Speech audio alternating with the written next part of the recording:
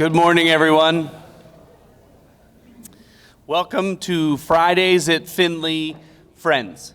I figured if we could throw one more F in there, that would be useful. Welcome to Fridays at Findlay Friends. Thank you for joining us for another exciting lecture. We have a great speaker today, and we're going to have a wonderful topic and a good conversation.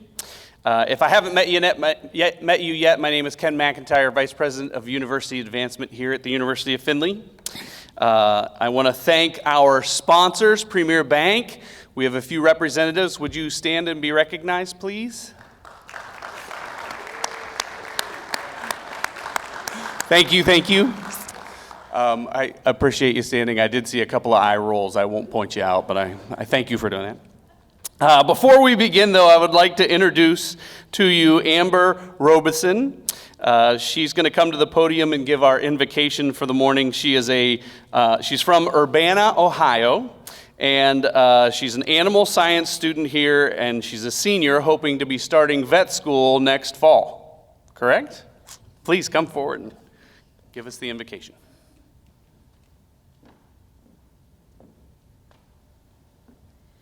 Good morning. Will you bow your heads and pray with me? Heavenly Father, we come before you with grateful hearts, giving all glory and honor to your name. We thank you for your Son, Jesus Christ, who guides us with his love and truth. We lift up the University of Findlay community to you, praising you for the leaders, students, and faculty who come together to serve and grow in wisdom. Lord, we ask you your blessing upon this gathering today as we discuss Ohio's workforce in the future.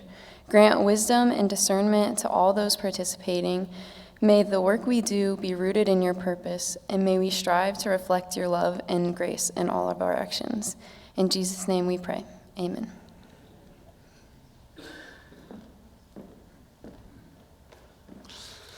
Thank you, Amber.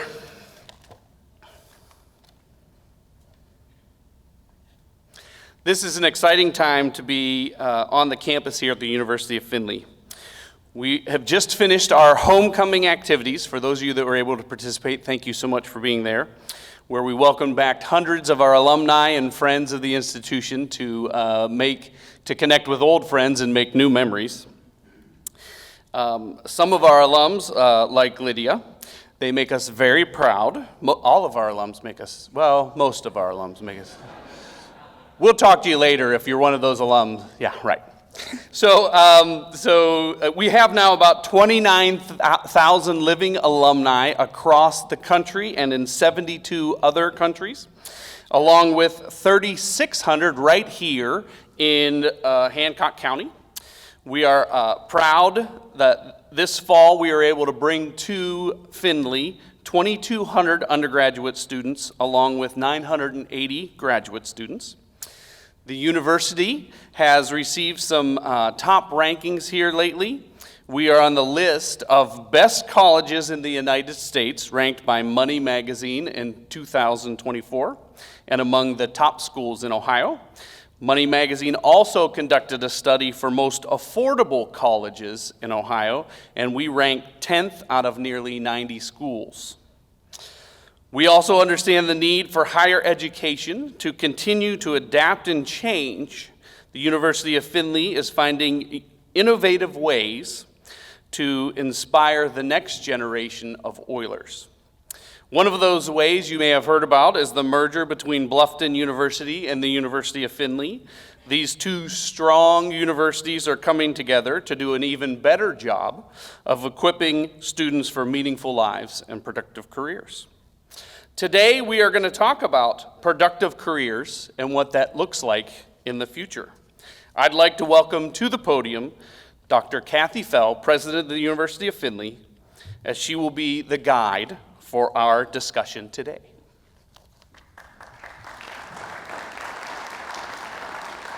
Thank you, Ken. I love the idea of guiding us, and particularly Lydia. We have some finishing education to do, don't we, Lydia? We spent a lot of good time together. We teach each other well. But thank you again to Premier Bank for your support and loyalty through the years for this wonderful program, and in many other ways for the University of Findlay. Thank you. As we think about the workforce of the future, you might be wondering what skills and abilities will be needed. How will technology and automation affect our jobs? And how can businesses, workers, customers, and communities prepare for the future? Well, we have the expert here today, and those questions will be answered for you. Lydia Mihalik is the director, as many of you know, of the Ohio Department of Development and a member of Governor Mike DeWine's cabinet. For those who don't know, the Ohio Department of Development is a state agency committed to empowering communities to succeed by investing in the people, places, and businesses of Ohio. Director Mihalik's duties are focused on bringing together public and private sector partners to build a thriving economy in Ohio in many ways. Here are a few. To invest in small, minority, and disadvantaged businesses, to prepare communities for the future, to improve broadband access, and to expand the skills of our workforce. She serves as chair of both the Ohio Tax Credit Authority and Third Frontier Commission, as well as co-chair of the Governor's Expo 2050 Task Force. She is also a member of the Governor's Executive Workforce Board and the Ohio Economic Development Association Board of Directors. Here on campus, we know Lydia as a 2002 UF graduate who earned her bachelor's degree in political science and went on to serve as the mayor of Findlay from 2012 to 2019. Lydia was also a member of the Oiler women's basketball team. She is the 12th in the record book for a top scoring season and third for rebounds in a game. And I think rebounding is important in your line of work. Her husband, Drew, with us today, also is a UF graduate and played on our men's basketball team. They live in Findlay with their 3 children. Please join me in welcoming our own Lydia Mihalik.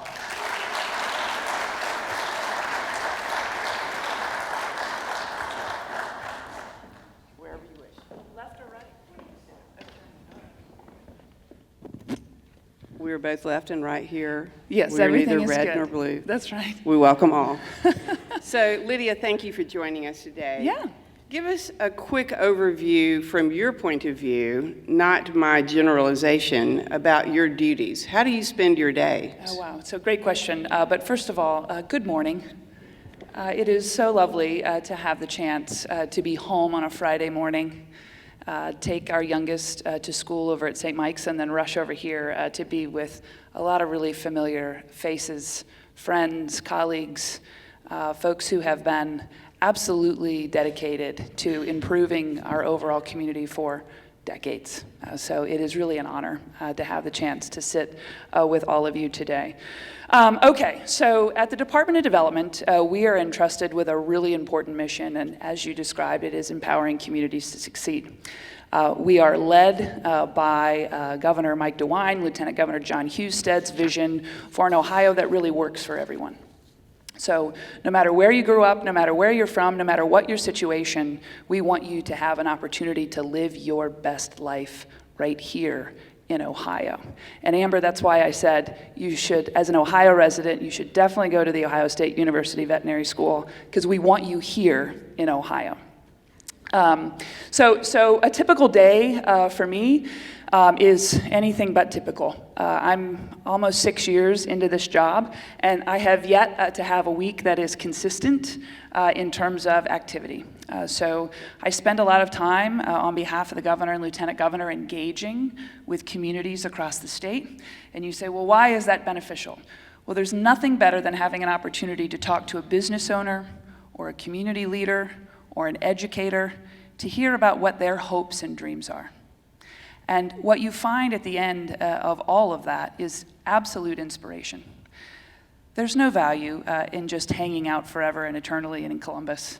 I'm sure that's where some of the back office work is done. But the real work, the real opportunity is the chance to engage with the people who call Ohio home. And when we have a pulse on those people and those places and those businesses, we can be better policy makers. And I think that ultimately is what we're supposed to do. But it's anything but typical. I think this week I've spoken to the Career Technical Education Association, a group of entrepreneurs that were here for the Defense Logistics Agency event down in Columbus. I visited a Boys and Girls Club in one of the most disadvantaged neighborhoods in Columbus in the Hilltop. And then yesterday, I finished up my day by discussing rest area improvements with the governor. So there is never a dull moment in my And career. what did your youngest child, Delaney, say to you this morning about your week? Yeah, so Delaney told me as I was describing her my week ahead, she said, "Mom, that sounds so much like fourth grade." So since you are now in the know, Lydia, tell us what work skills you think we should be preparing young people for in the coming years. So all of the things, right, as they say in the youth groups. Ohio is creating jobs faster than we can find people to fill them. And this has been the story now for several years. I hear a lot of rhetoric around how our economy is horrible. But I got to tell you that when I talk to folks, sure, things are expensive. Inflation is causing trouble. We have supply chain issues. But our unemployment rate is still lower than it's been in a really long time, relatively. If you want a job now in the state of Ohio, there's one for you. And we're at the point now where, as I said, creating jobs faster than we can find people to fill them. And that's happening because major companies are investing in this state. Honda doubled down and recommitted after a 45-year career here, or 45-year-long history in the state of Ohio. So the next generation of automobiles is going to be built here thanks to our friends at Honda. That relationship is so vitally important, and I don't have to remind all of you how important that relationship has been here to the city of Findlay. Companies like Intel, yes, they're still building a massive facility in Licking County.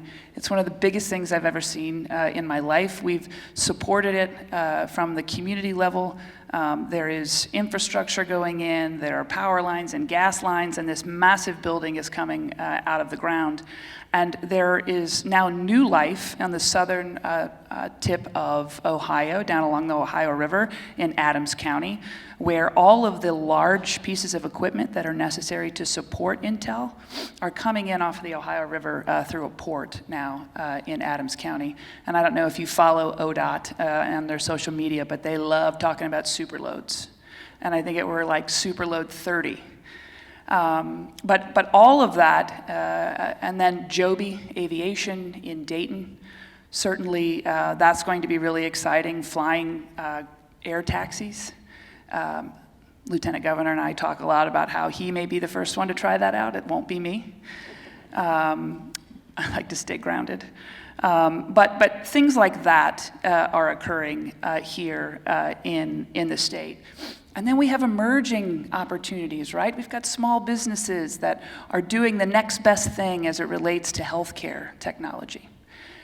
There are things around, job openings and required skills that those innovative opportunities are bringing forth to people who call Ohio home, or who will soon call Ohio home.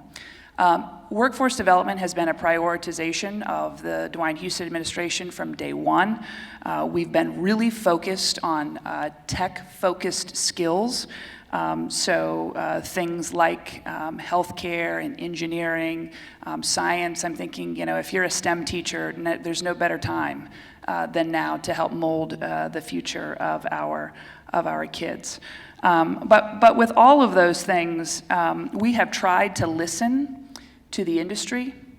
And I think, quite frankly, it's been a really long time since we've had leadership at the state level that's listening to industry and what their needs are, as opposed to us trying to throw some program on them to meet the gaps that exist.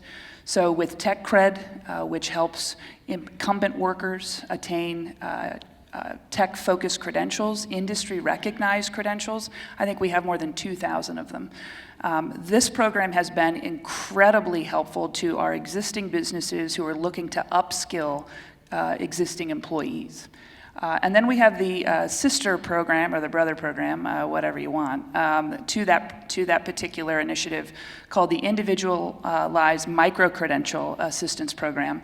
And that is for individuals in Ohio who may be unemployed or underemployed or disadvantaged in some way, and they can go to an institution, a community college, a four-year state college, a four-year private, and you can get an industry-recognized credential to show that you do have the skills that are necessary to perform the jobs of not only today, but of tomorrow as well. And I think that's, overall what we're looking for relative to future readiness.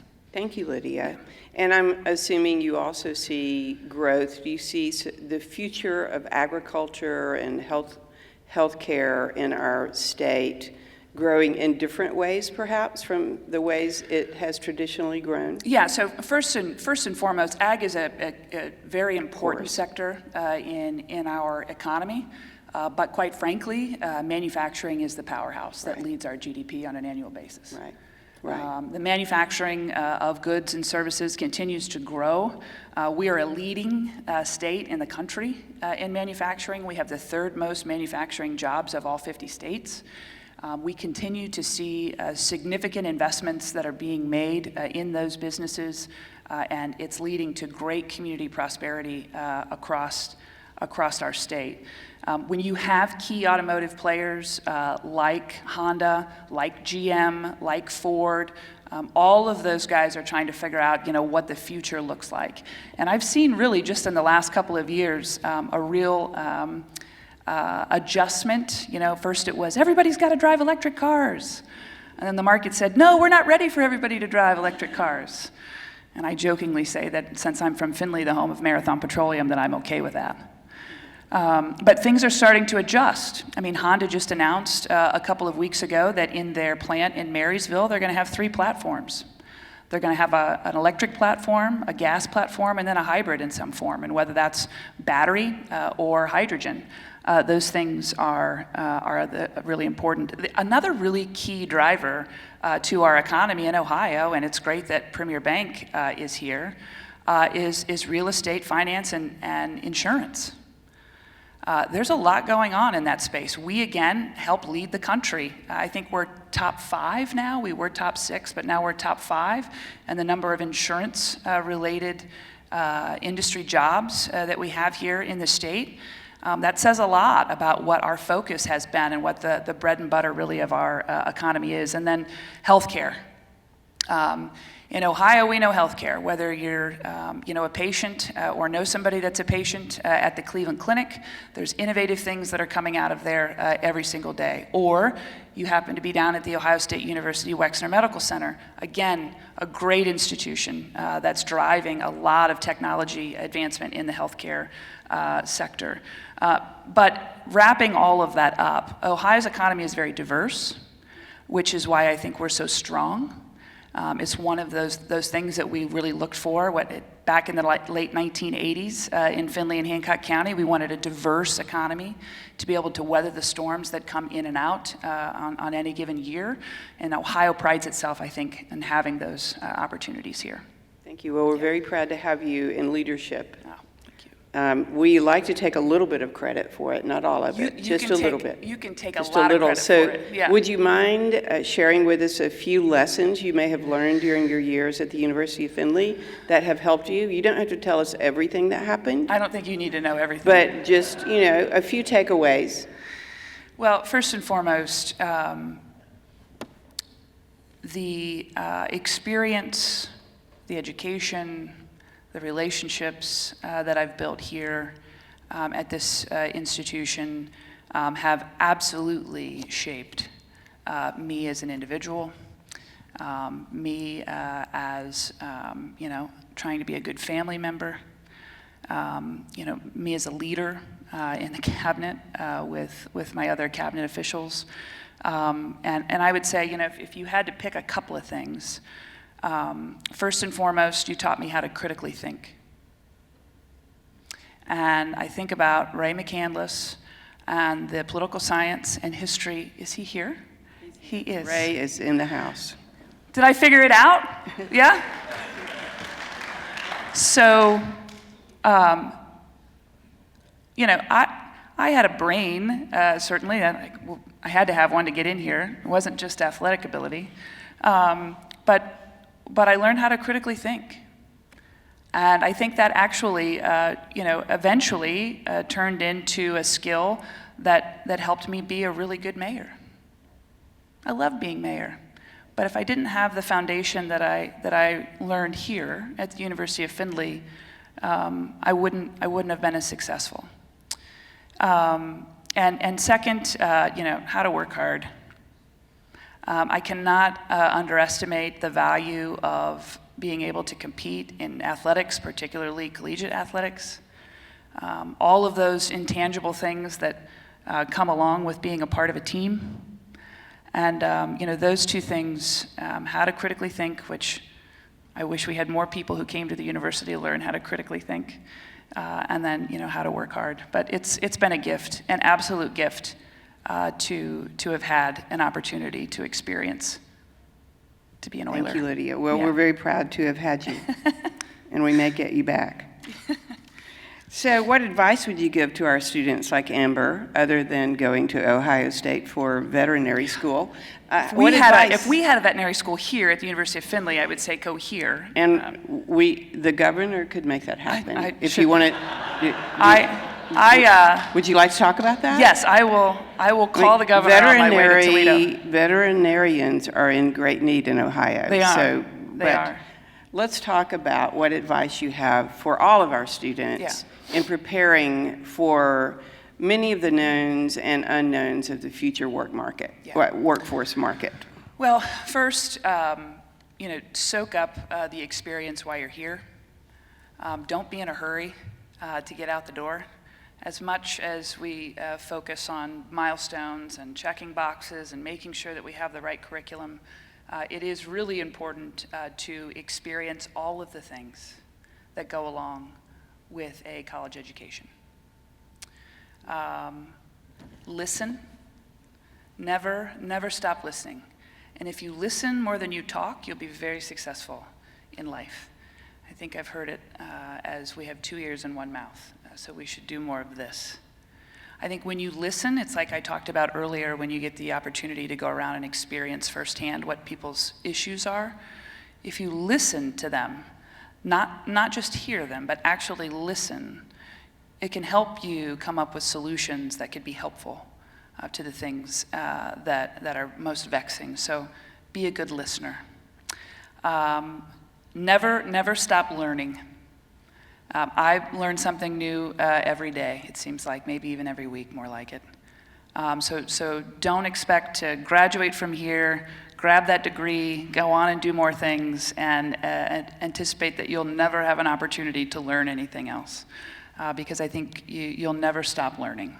And you'll be a good contributing member of society if that's the case. And that leads to my last point of advice, and that is, don't be afraid to lean into your community. There are a lot of really great ways that you can play a role here in the place where you get an education. It could be volunteering. It could be providing mentorship to someone who may be younger than you. But never be afraid to lean in, because the communities are great when they have people who are engaged and they care. And unfortunately, we don't have as many kids running around as we used to. Our population is getting older, so we need the youth in our communities to participate and be willing to engage. Thank you, Lydia. Yeah, I think that's great advice. And have more children. Oh my Could I gosh, add yes, that? please. I think the birth rate in Ohio is like 1.7. Ridiculous. I jokingly say all the time that we're not all on the Mike DeWine plan. We're not or the Fell plan. Right. Well, that's Yeah. true. I did my part. I had 3. You did Yeah. very, very Yeah. well. And a good 3 it is. And a good 3 they are. So we are, of course, talking often about leadership with our students and among ourselves, and Fridays at Findlay is about good leadership. It is. Can you give us an example of a challenge you've had to overcome in your career, at any point in your career, a challenge you had to overcome that helped you develop into a stronger leader? Yeah, sure.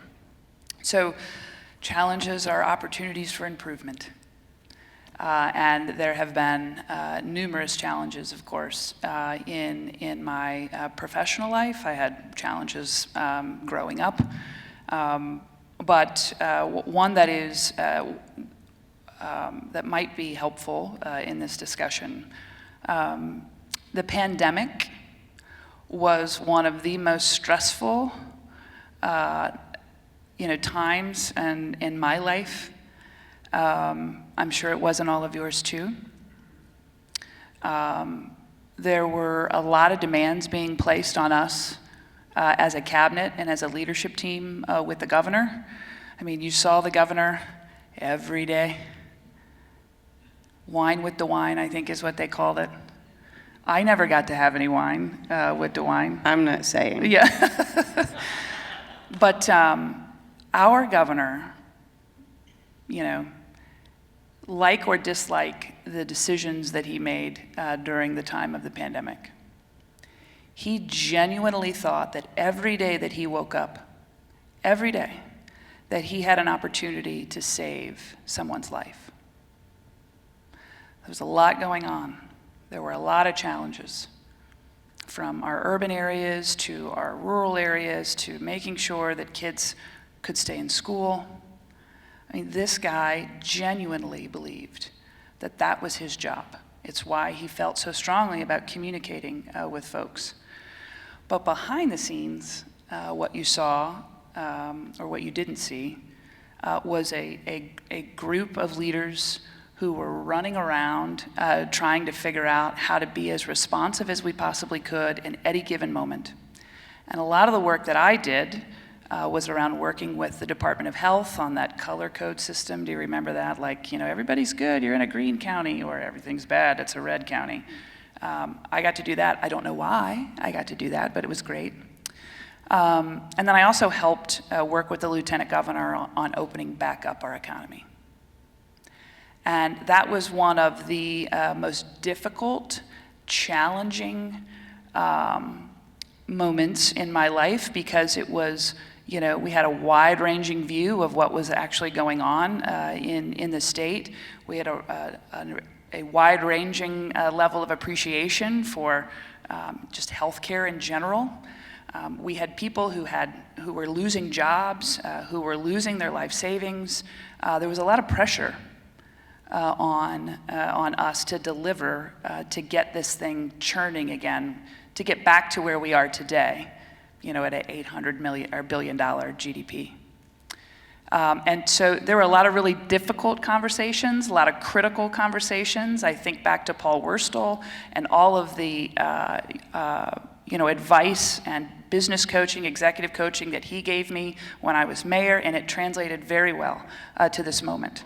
But at the end of the day, the more we listened, and the more we didn't just wait for our turn to talk, right, Drew? That's what we say JJ's always doing, is waiting for his turn to talk.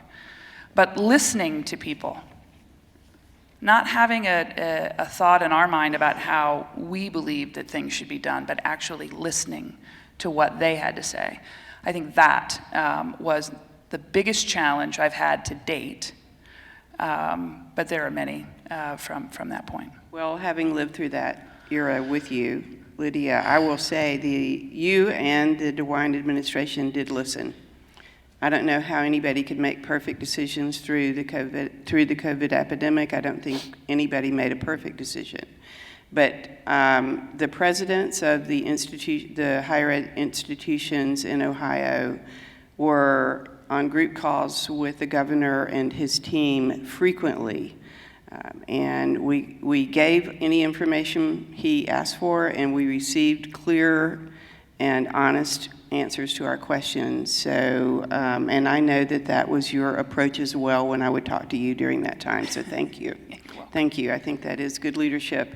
And good leadership doesn't always know all the answers, but good leadership is always honest. Yeah, right. And caring. And I believe no one can accuse this administration of not doing those two things. So we have several business and community leaders, fine leaders throughout this audience. And I wonder if, for your closing question from me, if you have any insights for them or words of encouragement or wisdom for them as they run their businesses in this beautiful part of the state. So wherever I go and I get the chance to engage with people, I speak very highly of this community. I have several people tell me that there isn't another place like Findlay in the state of Ohio. There are close seconds, but there just isn't another place that is as unique and or successful in its experiment over the last 200 plus years. And the basis, the foundation of that success has been the critical engagement from the business community, working in tandem with our public leaders, and whether that is, in education or in the operation of daily services, or the growth and opportunities that we have as a community. So without your engagement as business leaders, and I know you're busy, but without that engagement and the support and the willingness to lean in, like I suggested to the students,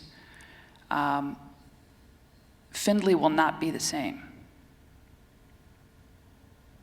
It is very easy to turn away and ignore the noise and go about your everyday lives. We have lots of things to do outside of even our professional lives, right? We have families and children and grandchildren and taking care of our parents. All of those things are really important, but a critical part of the success of Findlay in the past has been the willingness of community leaders and business leaders to lean in. Not one person can do this by themselves. So what I would say is that I want to continue as I travel to talk about how amazing Findlay is and how special it is and the powerhouse that it is on so many levels. But don't forget that all of you, every single one of you in this room, play a critical role in its future success. Our forefathers gave it to us. When the reins were handed over to me, it was a huge responsibility. I was 30 years old and I really had no idea what I was doing. But I had a passion and understanding of what this community is and what its future will be. So don't be afraid to lean in. Thank you, Lydia. Yeah. And thanks for not being afraid. Yeah, don't be afraid. So the opportunity now is for all of you to ask questions of Lydia if you wish. So please just raise your hand. We'll get a microphone to you. Don't be shy. Dr. Sears. There's one back there, Lynn Child, as I live and breathe. Hey, Lynn. Good morning. I actually don't have a question, but I have a thank you. I have a small business cybersecurity company here in town. Been in business for 24 years, and I want to personally thank you as mayor and now in your role at the Ohio Department of Development, because you leaned in for as long as I've known you, and it's been quite some time, and you have supported what we know as the Findlay formula. That is the private-public partnership that you were referring to. And I agree with you. Everyone in this room needs to lean in and continue to support the Findlay formula. Yeah. So I don't really have a question. I just want to tell you I am extremely grateful. I have a team of 40 people. We're out there every day fighting, trying to keep us safe by cyber. Yeah. But the foundation that you're talking about has allowed me to build my business right here in Findlay, Hancock County, Northwest Ohio. So I just wanted to say thank you and be a testimonial to all of you. And I'm sure there's others here that could also do a testimonial to the fact that we are very fortunate in Findlay, Hancock County to have the foundation that we do in the Findlay formula and the past and current leadership that we have in our community, county, and in our state. So thank you for that. Yeah, thank you, Lynn. The Findlay formula, that partnership, that collaboration is being shared and is alive and well in a lot of different communities across the state of Ohio, thanks to the experience I had here. And I think there are a lot of communities that are on different footing today than what they would have because they had the opportunity to learn about what that is and why it's so valuable. So thank you very much. I've been handed the microphone, so I guess I'll pose my question. I think the Findlay formula is predicated to a great extent on a shared set of assumptions, beliefs, goals, and facts.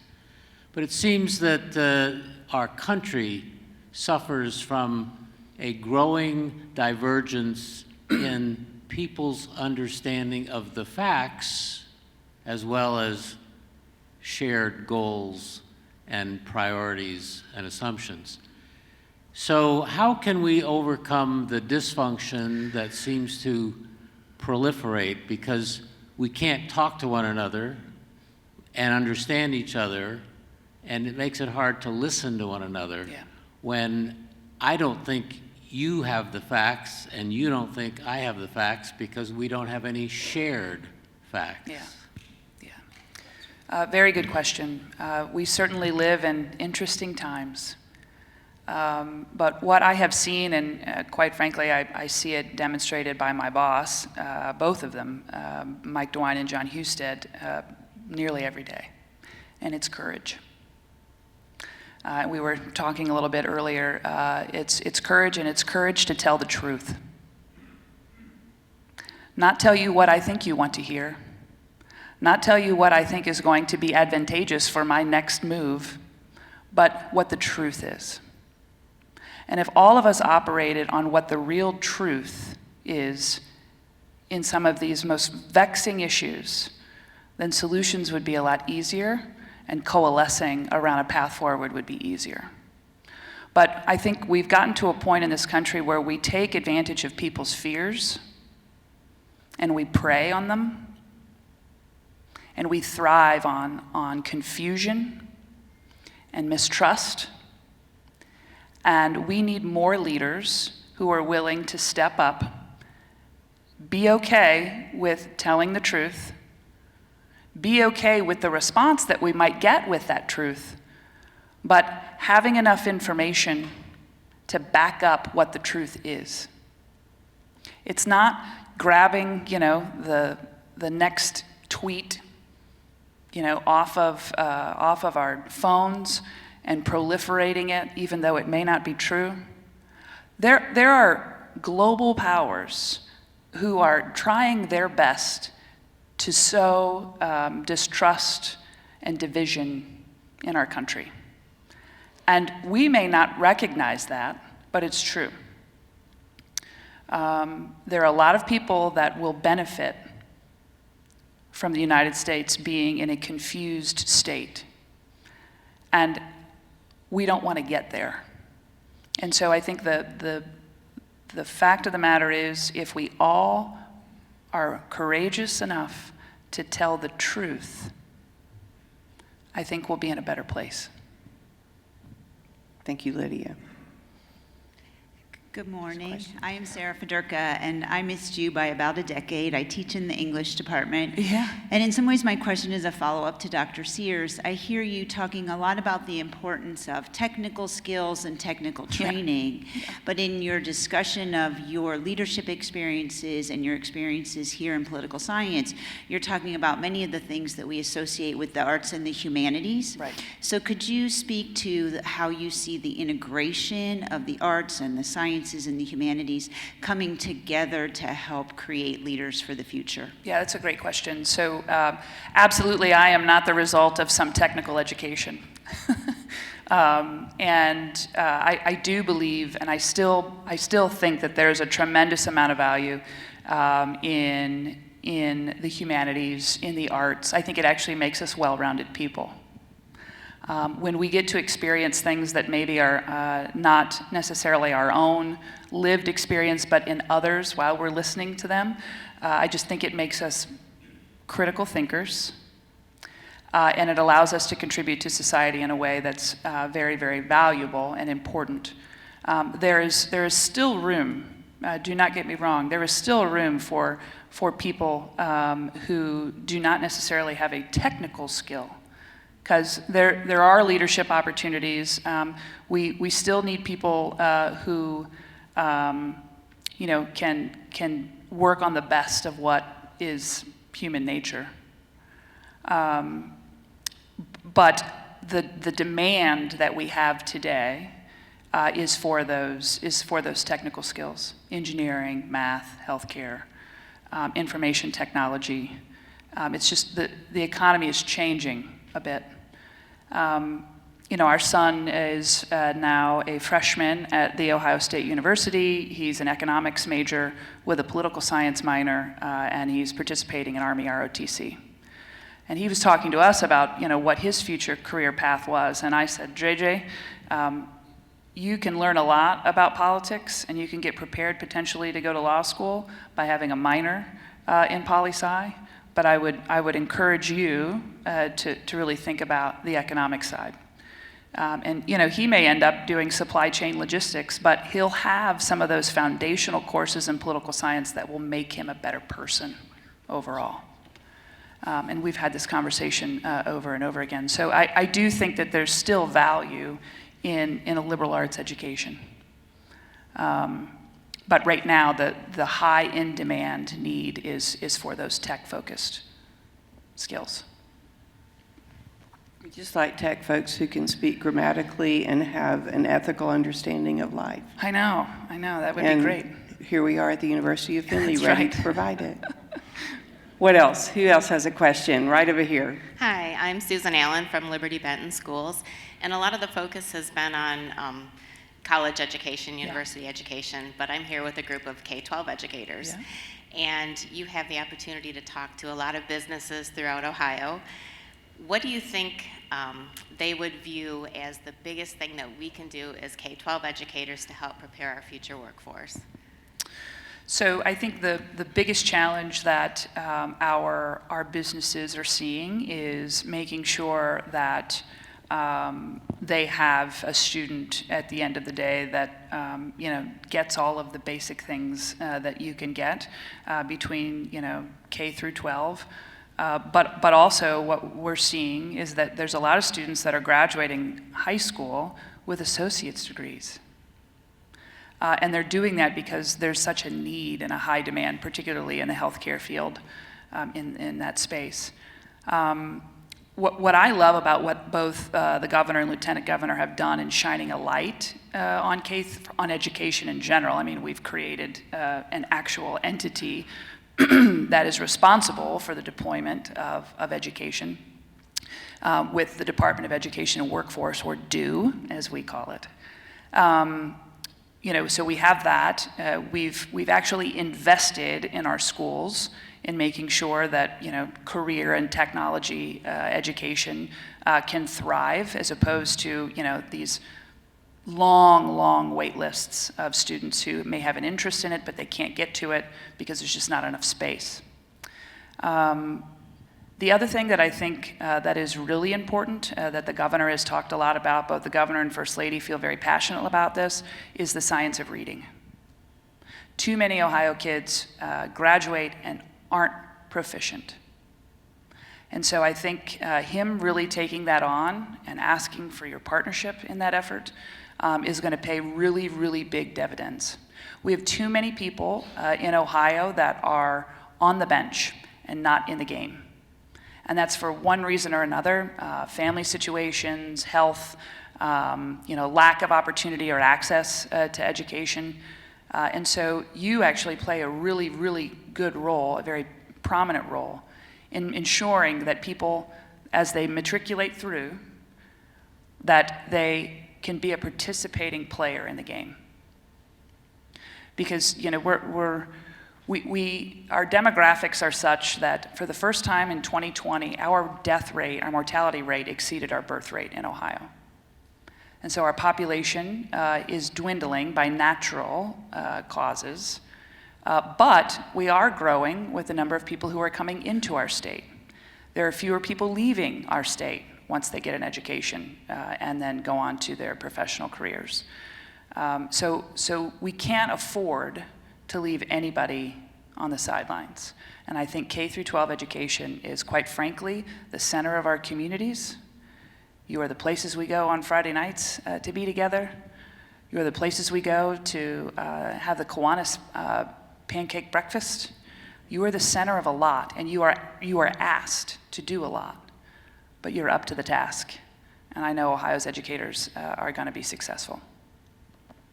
Thank you. Another question over here. Yes. Oh, is there one here? Okay, Yes. one here, and then this gentleman over here. Okay. Hi, I was just wondering, how do you see the influx of the migrant community affecting Ohio's workforce, either positively or negatively? Yeah, great question. So by and large, first and foremost, the increase and influx of the migrant communities into Ohio has been a positive economically. And I say that because for a long time after the pandemic, for a couple of years after the pandemic, our manufacturers in particular were having a really hard time finding people. And this is a story that we have heard even prior to the pandemic, where we couldn't find someone to be able to pass a drug test to stand on the line. Well, I have several businesses that I've talked to, not only in Findlay, but in Springfield, in Lima, in Northeast Ohio, where the migrant population has made their business profitable for the first time in a really long time. Now, it's really easy to demonize a population because it helps fulfill the narrative. We have a problem at the border, there is no doubt about it. We have to get control over it. But if you plan on deporting every single migrant that is here that has a job, we're going to have a real hard time sustaining our momentum economically. They're filling jobs. They're filling the jobs that exist here. And it's unpopular, perhaps, to have that view, but it's the truth. And so we have to figure out our immigration system. We absolutely have to figure it out. It's been broken for decades. We have to secure our border, there's no doubt about it. Our national security depends upon it. The health of our communities depends upon it. Is it difficult to absorb 15 to 20,000 people in a community the size of Springfield? Absolutely, there are challenges, and the governor has been very clear about that. We have language barriers, we have issues with kids in schools, causing an increase in costs related to that. We have issues with driving, which we have to get figured out. That's a thing. And it is, but it's not just the Haitian population. In Northeast Ohio, there are 15 to 20,000 Ukrainian families that are here who have sought asylum. There are crazy parts in this globe where people are not safe for a whole host of reasons. And the United States is a beacon for safety and prosperity. And that's why they want to be here. Now, are there bad actors? Absolutely. But our businesses in Ohio right now have been dependent upon the influx of immigrants to our communities, and that is a positive for us. I mean, I said when I started, we're creating jobs faster than we can find people to fill them. So I believe that they're contributing members of our society. They're helping our businesses be successful. They're creating a cultural opportunity, a cultural learning opportunity for our students in our schools. And so as a community, we should seek the truth and understand, the benefits. Work on the issues, right? Because there are no doubt issues, but there are definitely benefits. Thank you, Lydia. You're welcome. And there was a question over here. Yes, good morning, and thank you for your service. So we hear a lot about the, institutions and industry, trying to create jobs and bring our children up and so forth. Is there anything that could be done or speak to about parents doing something more to help develop the children? And, in their household, in their talks, and is that something that could be worked into your type of program? Well, there's always room to get better, and I think parents have a very difficult job right now, trying to have their own careers or focus on their own professional ambitions or even just running a household. I think there are a lot of challenges to that. I think the cost of things is very difficult. I think the cost of housing is very difficult for families to bear the burden of. So I think there are a lot of external pressures that families, parents, grandparents that are raising children have to deal with every single day. And so I think there is a lot of work being done in the Department of Children and Youth to be helpful with the family unit. It's a brand new entity that basically took all of the fragmented children's services, children activity within state government, and it's in one spot so we can focus on children and youth. And that's thanks to the governor who has really shown a light on the value of that. But no, we're constantly listening to people tell us, maybe what their issues are, and whether that's, helping them with assistance to heat and cool their home, particularly at development, whether that's helping with rent, because rent costs are so high. And we could have a whole nother dissertation about why we got to that point after 2007, 2008. But the fact of the matter is we just don't have enough units. There aren't enough units being built. There aren't enough contractors out there that are in the housing business, that are building housing. There aren't enough communities that are being proactive in that space, and so that's what's causing the cost issues around housing. But I think a lot of support can be brought forth within our own individual communities to help parents raise good kids. And I think actually there's a really good example of that happening, particularly in Findlay City Schools, particularly with the Leader in Me program. There's nothing in my mind that's been better for education than helping to establish those 7 healthy habits. Because it's not just the kids that are learning them, they're also taking them back home to mom and dad, which is helpful. Thank you, Lydia. I think we're probably at our time, but let's give a round of applause to our friend.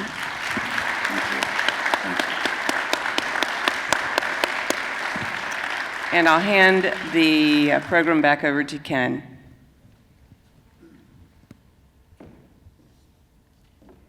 Again, thank you for coming this morning.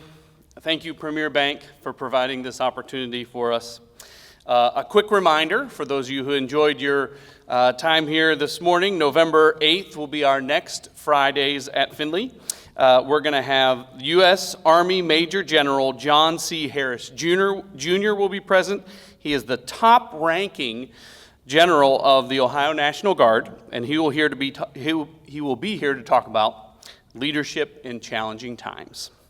And then on December 6th, Jeff Saylor, CEO and president of the Toledo Zoo, will be here for another discussion coming up for our final Fridays at Findlay for 2024. I want to thank you all for coming, and before you go, I do have a question for you. Since agriculture is one of our top industries in Ohio, I was wondering if you all knew how to get the attention of a country girl. A tractor. Thank you. Enjoy your day, guys. Thank you very much for being here. Apologize for that.